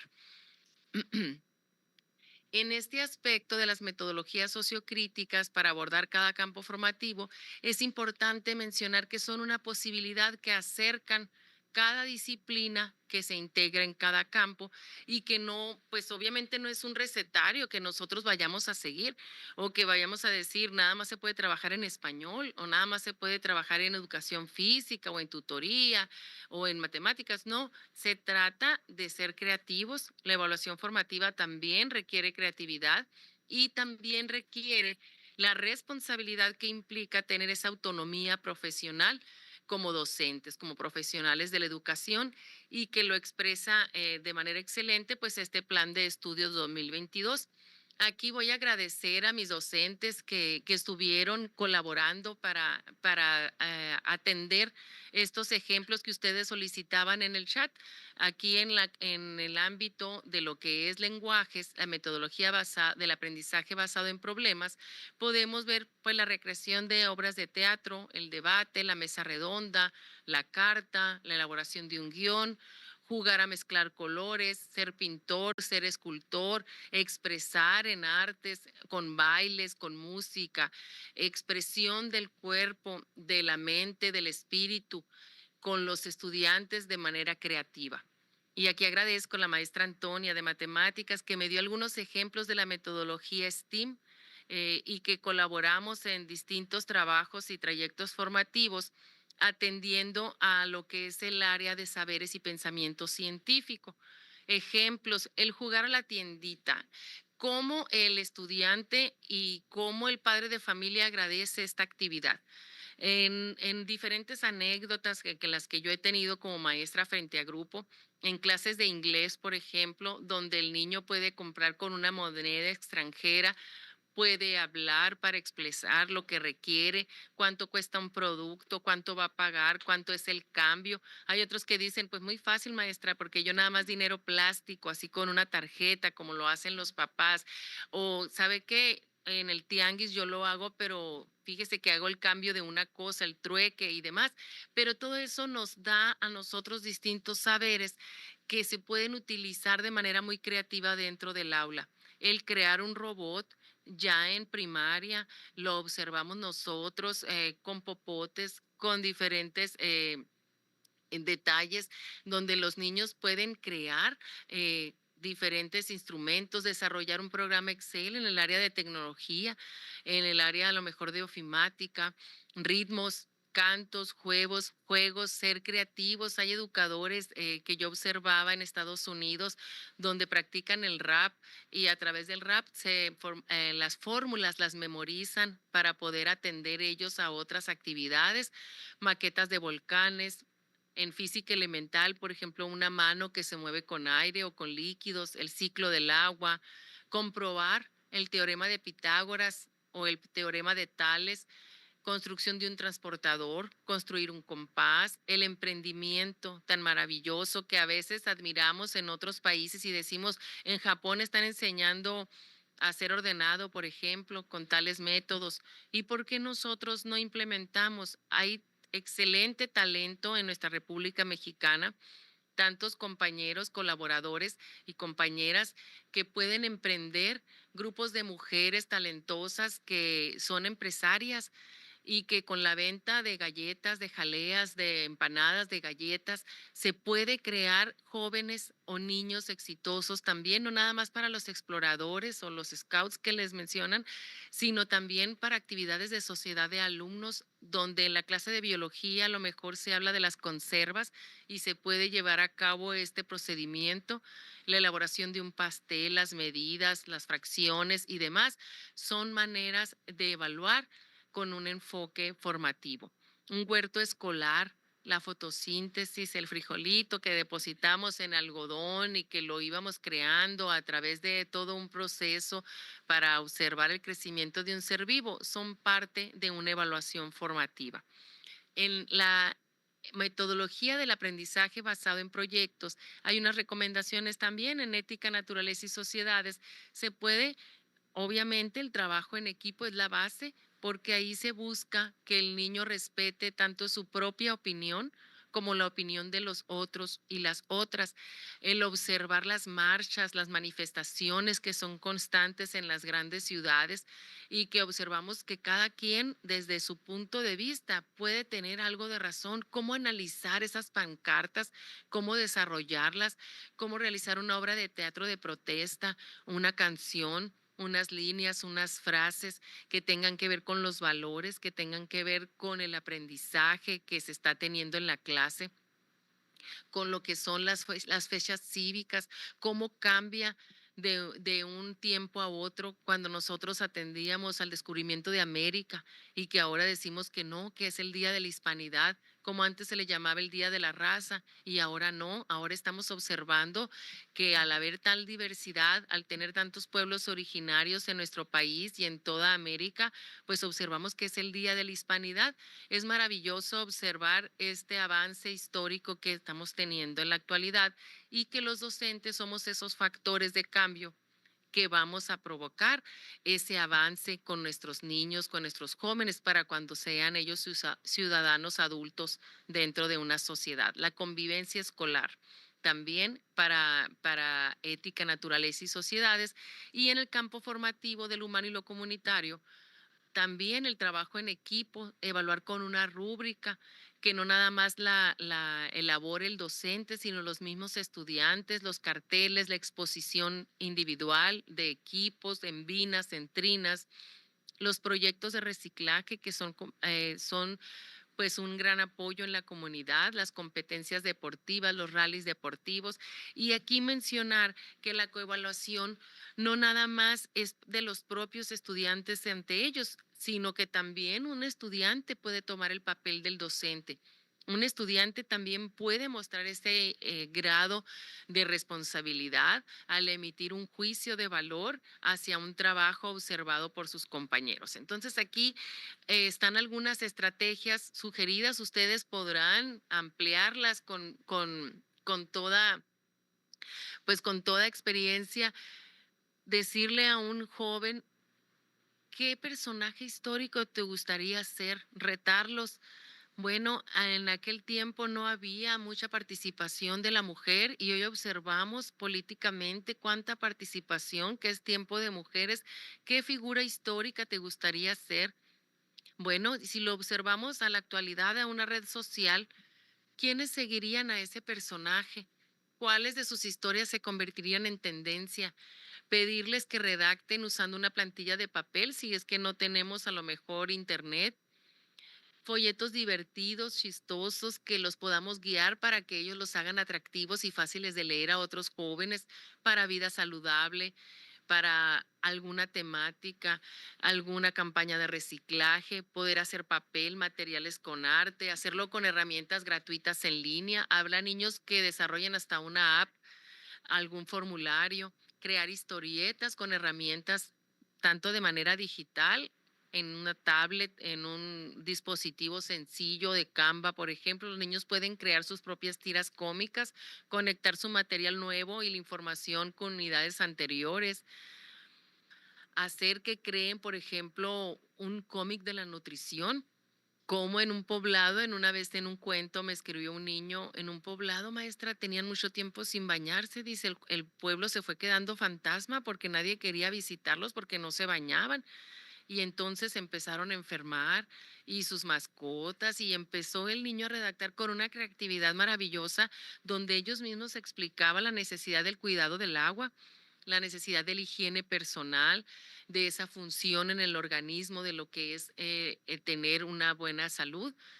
En los anuncios, cómo lograr que los jóvenes o los niños trabajen en grupos pequeños para crear un anuncio, un cartel, una lona, ya sea que los que observamos en las calles, en las carreteras. El reto es que los niños creen imágenes atractivas de manera digital o en manera impresa para ilustrar conceptos recién aprendidos, para ilustrar valores o el método científico.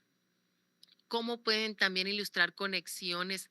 Seamos creativos, maestras, maestros, ustedes que están participando y que tenemos esta gran oportunidad de formar esta red de apoyo a través del CENTE y del CEIS, poder ilustrar conexiones y que los niños en las siguientes semanas puedan ellos elaborar algunas de las actividades que estamos aquí mostrando y que ustedes pueden crear otras y compartirlas también en el chat o en los productos de las sesiones, donde ellos pueden dibujar cómo deben de representar la relación entre diferentes partes, la conexión entre un texto y otro, cómo son los conectores para un cuadro sinóptico, para un mapa de ideas, para una carta, para un comercial, para un eslogan publicitario, dónde coloco cada parte, cómo puedo recrear una escena de un cuento, de un inicio, nudo, desenlace, en un noticiero, pedir a los estudiantes que formen parejas, algunos que se inclinarán más por el deporte, cómo pueden hacer la relatoría ellos, un guión de diferentes segmentos, cómo hacer el propósito a lo mejor en la clase de historia de los señores feudales, a lo mejor de lo que es la inclusión de los paralímpicos, de los atletas que ellos admiran, o también elaborar frases, chistes, no es lo mismo. Entonces, ¿cómo hacer una lección con un contenido determinado? A lo mejor a través del azar, entregar papelitos, pedirles que hagan listas humorísticas, conclusiones importantes. El giro del humor les va a ayudar a desenvolver en ellos pues ese sentido de creatividad y memorización para recordar algunas conclusiones. Por ejemplo, la guerra de los pasteles. ¿Por qué se le llama así? Ah, pues porque a través de esa guerra un pastelero que perdió todos sus pasteles deseaba que se les hiciera el pago. Y entonces el nombre, a lo mejor chistoso que le pueden dar a ese suceso histórico, pues hace que el niño lo recuerde por siempre. Porque no necesariamente podemos decir que ahora no se trata de memorizar. ¿Por qué? Porque tenemos un dispositivo que nos lo recuerde. Pero no, es necesario también echar mano de esos recursos anteriores que pueden ahora en la actualidad también ser de utilidad. Memorizar a lo mejor algunas frases importantes en cuanto a lo que son el uso de valores, a lo mejor a lo que es una clave en su momento, atenderlo, a lo mejor alguno que tenga desarrollada su inteligencia musical o artística, lo va a decir cantando o con rap o con los estudiantes identificando algún concepto en alguna lección, enumerar operaciones, números, divisiones, etcétera, y que vayan divirtiéndose. Entonces, ¿qué importancia tiene en ese aspecto lo que es la autoevaluación y la coevaluación? Ya nos estamos acercando a la parte de conclusiones. Hacer actividades de autoevaluación va a permitir que tomemos conciencia de lo que saben, de lo que han aprendido e incluso les podemos nosotros proporcionar rúbricas que los niños son de preescolar no van a poder responder una rúbrica, pero sí pueden dibujar una carita feliz, sí pueden dibujar una carita triste. Y eso nos va a nosotros a impactar en el sentido de que podemos tomar nota de cómo ellos se han sentido durante el proceso. Cuando hablamos de la autoevaluación y de la coevaluación, es muy importante decir de qué sentido tiene y como lo hacemos a veces con los docentes y que no debe de ser así porque estamos tratando de disminuir la carga administrativa, no les vamos a dar 20 hojas de un cuadernillo a lo mejor. No, lo podemos hacer a través de un equipo, lo podemos hacer como un sustento teórico, evaluar un compañero, interpretar lo que se está manifestando para poder gestionar la información. Y no se trata tampoco de que ellos copien la opinión, que voy a ver qué puso el otro niño, el otro compañero para yo ponerlo, sino que ellos se apropien también de lo que opinan, de lo que sienten y que lo expresen. Aquí es tan importante mencionar esto de que sus opiniones son escuchadas y que se den cuenta que la evaluación va a ir tomando un giro para que ellos realmente den cuenta de qué es lo que ha aprendido y qué más les falta aprender. Y hay niños que felices lo expresan. Es que yo no podía hacer esto, maestra, en educación física. Aprendí lo que era derecha y lo que era izquierda. Porque imagínense que yo tengo un carro más adelante y que me digan que tengo que dar vuelta a la derecha y yo le esté dando a la izquierda, iba a chocar. Exactamente. Entonces, hay niños que reflexionan y se dan cuenta de sus avances, esa lateralidad que utilizan los educadores en educación física, que lo hacemos dentro de clase nosotros también. Es importante manifestarlo y los avances que logramos en ese aspecto. En cuanto a la evaluación formativa y sumativa, pues es importante en esta conclusión decir que no se oponen realmente, sino que son aliadas en esta misión de educar, siempre y cuando no nos inclinemos únicamente por estar enfocándonos en el número, en estar sumando trabajos y demás. No, debe haber un aspecto formativo que sea real y práctico. La clave también está en entender que la evaluación no va a ser un fin en sí misma, va a ser una herramienta que nos va a permitir mejorar. Y eso lo hemos escuchado mucho a lo mejor por políticos que prometen y que dicen, ay, es que estamos evaluando para ver si logran el incentivo, pero resulta que nadie logró el incentivo. Agradecemos esa mejora cuando nosotros reconocemos el error y trabajamos con base en este. En esta visión holística integral del proceso educativo, pues animémonos entre nosotros, docentes, trabajadores de la educación, trabajadoras de la educación, a que podemos utilizar ambas formas de evaluación de una manera estratégica. Aquí obtener estas experiencias de aprendizaje que sean significativas y duraderas. Entonces, en la parte final concluye la maestra Sujei y les agradezco su permanencia en esta sesión. Muchas gracias, doctora Lupita. Pues bien, hasta el momento ha venido explicando a lo largo de la sesión la doctora y una servidora acerca de esa articulación que se da en los campos formativos y los ejes articuladores hoy en día a raíz del cambio con el programa de la nueva escuela mexicana, invitándonos a trabajar como colectivos docentes a través de los contenidos y las metodologías que están marcadas dentro del programa, para que con ellas podamos apoyar a esos niños y niñas que están a nuestro cargo, atendiendo los contenidos y las disciplinas de la forma en la que se relacionan de la manera más cordial, amena y yéndonos al trasfondo de cada una de ellas. Es así como van a ir evolucionando en las diversas fases de aprendizaje en las que se ha organizado el currículum. Van a partir desde la fase 1 hasta llegar a la fase 6, en donde van a cumplir con un perfil de egreso. Paulatinamente se van a ir alcanzando esos procesos de desarrollo y aprendizaje que se pretenden alcanzar. Aquí van a poder escanear ustedes un código QR en el que van a poder ver un video de una conferencia sobre evaluación formativa del doctor Ángel Díaz Barriga, que él pues es un pedagogo por la Facultad de Filosofía de la UNAM, además de ser un investigador emérito.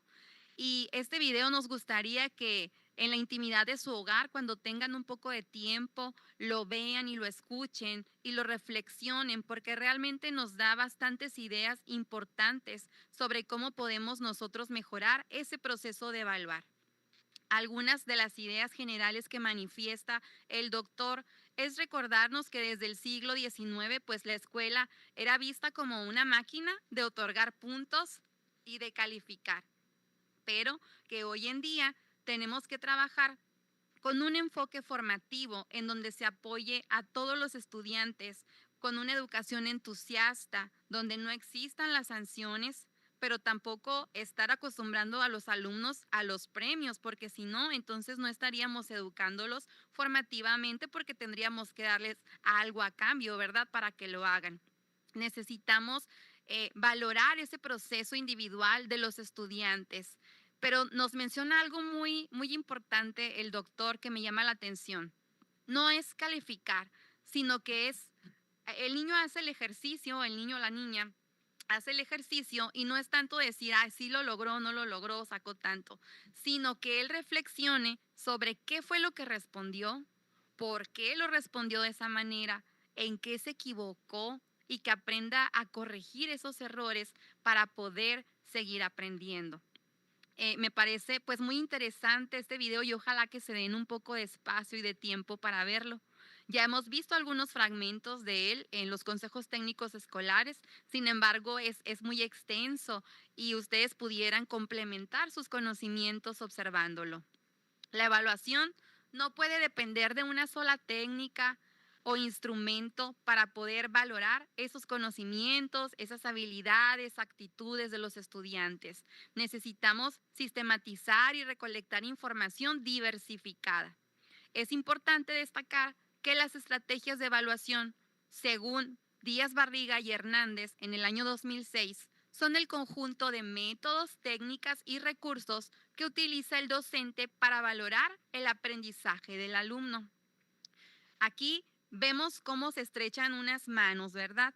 Significa que la evaluación no es un proceso aislado, es un proceso que va de la mano de la planeación, de ese plano didáctico del que les platicaba anteriormente. Y las estrategias, ¿cómo las voy a aprender yo como docente? Poniéndolas en práctica.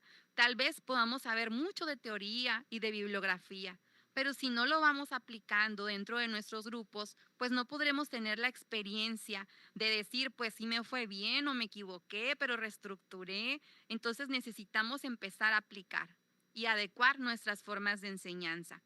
Vamos a ver algunos ejemplos de sugerencias de técnicas y de instrumentos que ustedes pueden utilizar según la idea que nos marca el plan y programa de estudio. No las vamos a encontrar como tal marcadas en el programa, pero el programa nos marca diversos textos y reflexiones que nos pueden llevar a este tipo de registro o este tipo de técnica que les va a servir.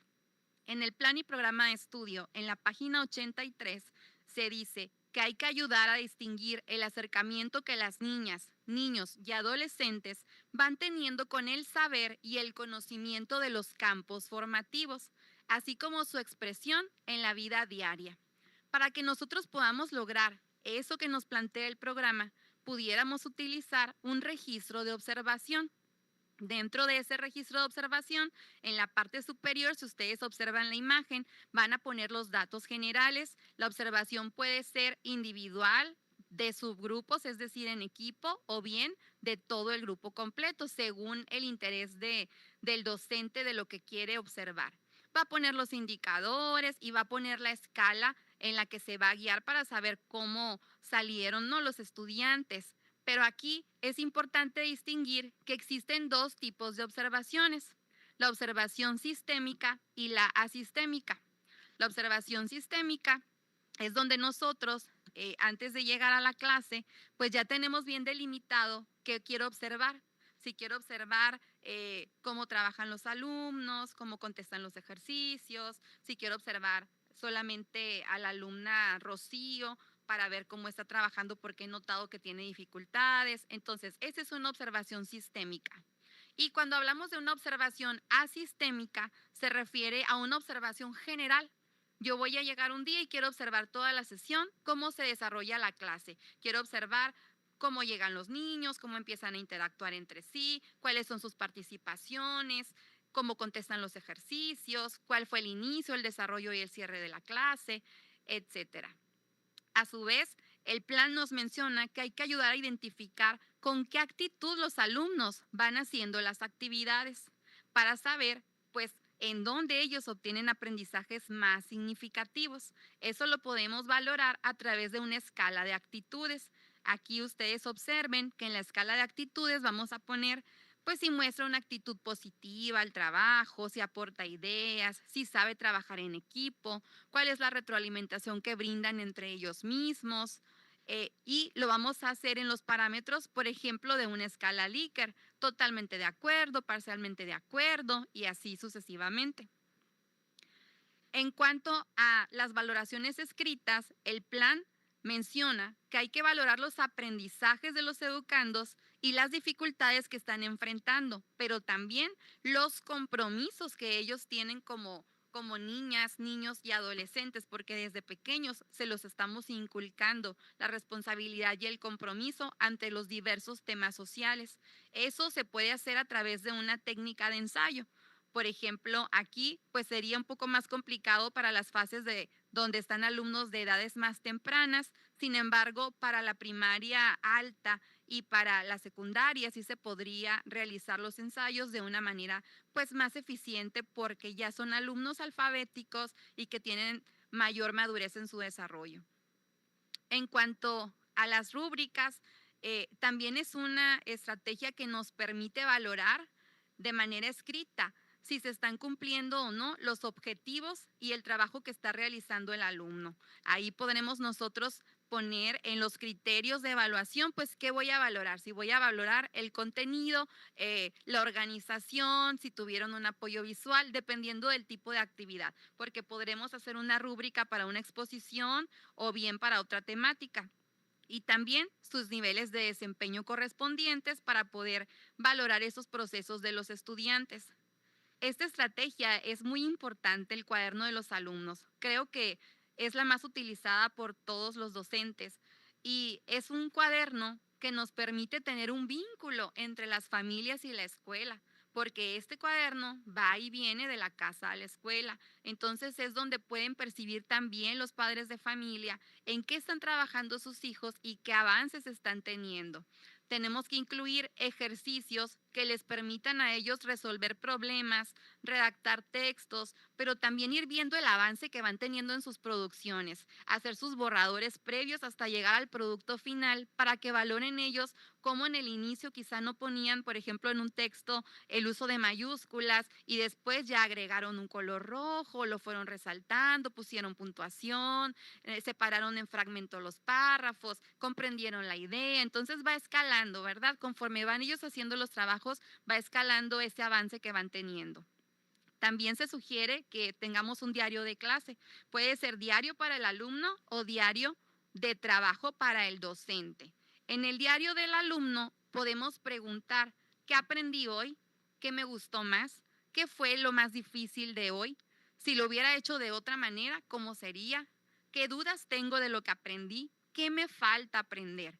Entonces, estas respuestas no solamente al alumno le permiten ir aprendiendo y desarrollando la metacognición, sino que a nosotros como docentes nos permite tener una valoración de cómo son nuestras prácticas, si vamos bien o si necesitamos cambiar. Igual el diario de trabajo, a mí como docente, preguntarme cómo me calificaría hoy en esta clase, en esta jornada.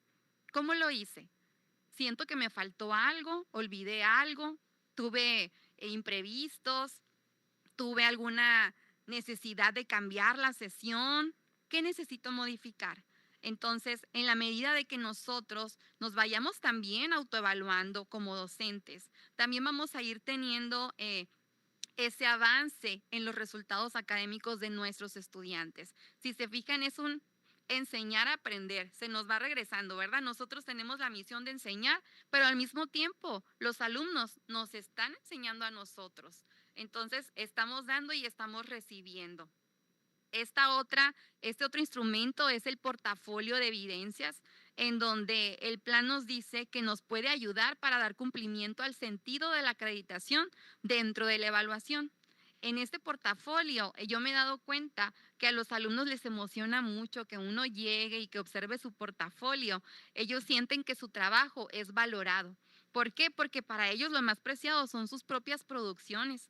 Entonces, el hecho de que le demos importancia, que lo valoremos, que se lo mostremos a los padres de familia, que los niños lo estén explorando constantemente, que sean ellos quienes acomoden sus trabajos, quienes les den organización, los estamos educando a valorar sus propias producciones y también a ver el avance que están teniendo. Hablábamos anteriormente de un currículum que trabaja para la diversidad, con ambientes escolares incluyentes. Es muy importante esta lectura que voy a hacer, que marca el plan y programa en la página 38 y 94, está complementado, porque nos permite tener una visión de qué es lo que no se nos debe escapar dentro de un salón de clases o de una escuela, para poder cumplir con esa idea de inclusión que siempre tiene que estar presente en nuestras escuelas.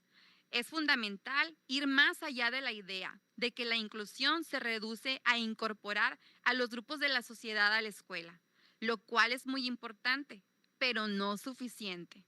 Pensar la inclusión desde una perspectiva que implica que los niños, las niñas y adolescentes se formen en espacios educativos en los que sean conscientes de que si falta una o uno por motivos de clase, sexo, género, etnia, lengua, cultura, capacidad, condición migratoria o religión, entonces no están incluidos todos ni todas. Qué importante, ¿verdad? Suena muy fácil en la teoría, pero cuando estamos en la práctica, yo sé que hay localidades de diferentes partes de nuestro país que son más vulnerables que otras. Sé de esa vulnerabilidad y sé que a ustedes como docentes les toca a veces ir más allá de la enseñanza y darle comida a los niños, ¿verdad? Darles alimento, conseguirles el uniforme escolar, unos zapatos, cosas muy básicas. Sé que lo hacen y eso significa que estamos aprendiendo a ser incluyentes en una sociedad donde en realidad no debería existir la inclusión porque nunca debimos haber dejado de incluir a todas las personas. Entonces tenemos que recuperar ese sentido de valorarnos y aceptarnos todos y apoyarnos. Aquí en esta imagen vemos a unos animalitos que tienen diferentes características, que son de diferentes especies, y el maestro les está dando una clase y les dice: para que la evaluación sea justa, todos vamos a realizar la misma prueba. Se van a subir al árbol. Imagínense lo que siente el elefante, el pez, la foca, pues de que cómo se va a subir, ¿verdad? El chango, por supuesto que se siente empoderado porque luego va a escalar, pero eso significa que muchas veces actuamos así sin darnos cuenta en nuestros salones de clase. Y para poder recuperar esa perspectiva integral, necesitamos tomar en cuenta las características, las etapas, necesidades, lo que les motiva a los alumnos, cuáles son sus intereses y sus expectativas. Y de esa manera, poco a poco, vamos a ir logrando que ellos sean conscientes del avance de sus propios aprendizajes y de sus dificultades o retos que enfrentan, llegando a la metacognición. Es así como vamos a concluir esta presentación con esta diapositiva que nos dice que la nueva escuela mexicana trabaja con un enfoque crítico, humanista y comunitario, en donde se valoran todos los conocimientos y saberes de nuestros educandos, reconociendo su historia, su cultura, su respeto, las relaciones sanas, la etnia de la que proceden, el género, su sociedad en general. Es así como mejoraremos estos procesos de la evaluación formativa si realmente cumplimos con estos enfoques. Si mejoran los procesos, por ende, mejorarán los resultados. Usted, maestra, maestro, agente educativo, usted tiene la oportunidad de sembrar en la niñez mexicana y estamos seguros de que lo están haciendo. Muchas gracias por formar parte de este diplomado. Esperamos que todo lo aprendido a lo largo de las diversas sesiones sea de provecho y de utilidad en sus centros de trabajo.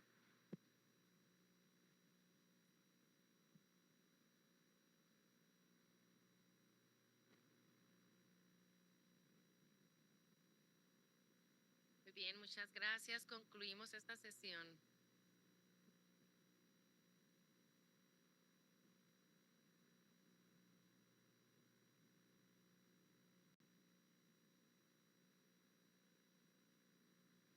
Damos la palabra a nuestras autoridades sindicales que nos acompañan en la sede nacional de nuestro Sindicato Nacional de Trabajadores de la Educación. Es un gusto haberlos acompañado en esta tercera sesión. Muchas gracias, maestra. Muchas gracias, maestra Lupita. Pues felicitamos entusiastamente la excelente disertación de la doctora Lupita Cocova y de la doctora Sujei Tacho, por haber sido muy claras en los ejemplos compartidos con todos los maestros y las maestras directivos inscritos en este diplomado.